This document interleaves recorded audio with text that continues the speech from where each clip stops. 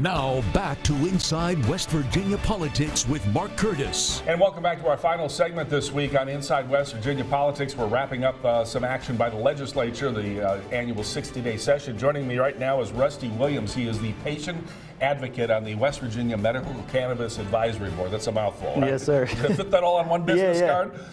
We want to talk about some legislation affecting the medical marijuana or medical cannabis law that was passed 2 years ago, still has not been implemented. What happened this year in terms of the banking issue? Well, the banking bill, it passed overwhelmingly through both sides of the building. It started here in the House, and then when it got over to the Senate, they didn't amend it, and it passed clean. So banking was a pretty easy fix, and vertical integration was a little more difficult, but... Let's separate the two as we discuss this. The problem with the banking issue was banks, federally chartered banks, were what, under the threat of possible prosecution if they handled money for medical marijuana payments? Right, yeah, and we didn't have, the state didn't have anywhere to park the money for like permits and things like that to get the program up and running. So without the banking bill passing this session, the program would be sitting at idle again. So one of the things the banking bill does, and we anticipate Governor Justice is going to sign it, he signed the original medical cannabis legislation into law, is it will allow, say, a state-run, or not state-run, but state-chartered credit union to handle the money, and that way they get around the federal issue, right? Yes, sir. Yep. So how does that benefit? I mean, obviously nobody wanted to touch the money if there was thoughts of, geez, are we going to get in trouble for doing this? Because marijuana, we should point out, is still a Schedule A narcotic. It's illegal at the federal level. Mm-hmm. And so what was the problem there?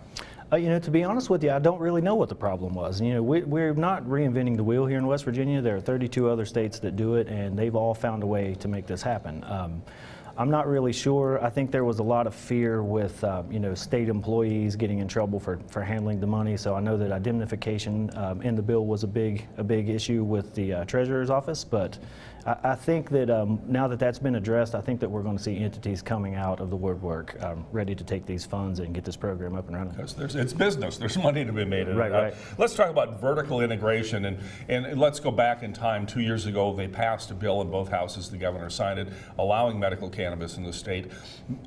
In that bill, you could either choose to be a grower, mm-hmm. or you could be a processor, or you could be a distributor. Right. The phrase vertical integration came in. Why? Well, if you're vertically integrated, it allows you to do any combination of the three. Like you can grow, process, and dispense.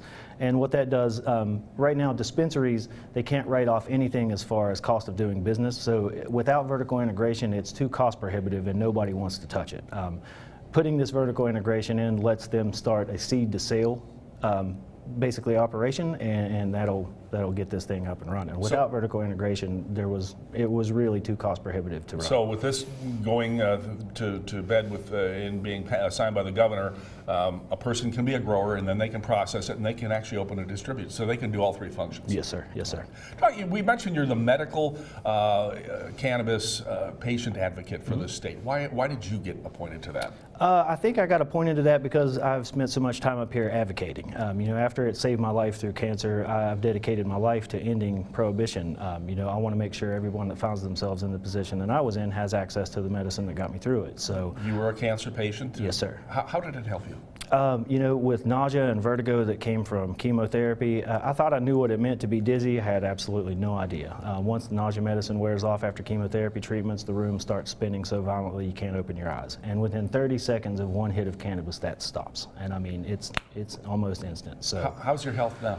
I'm doing pretty well. I still have a tumor in my back. They watch it. It's but it's been stable since 2013, and I'm here every day fighting for the patients of West Virginia, and I'm going to continue to do so as long as I'm healthy enough to continue. This is all supposed to go into effect July 1st. We know there's going to be a delay, obviously, because of the glitches in the bills. But how do you hope this helps other folks? Well, it's going to help other folks, but we need to. There's some things in the bill. There are some things that they didn't put in the bill that need to be in there.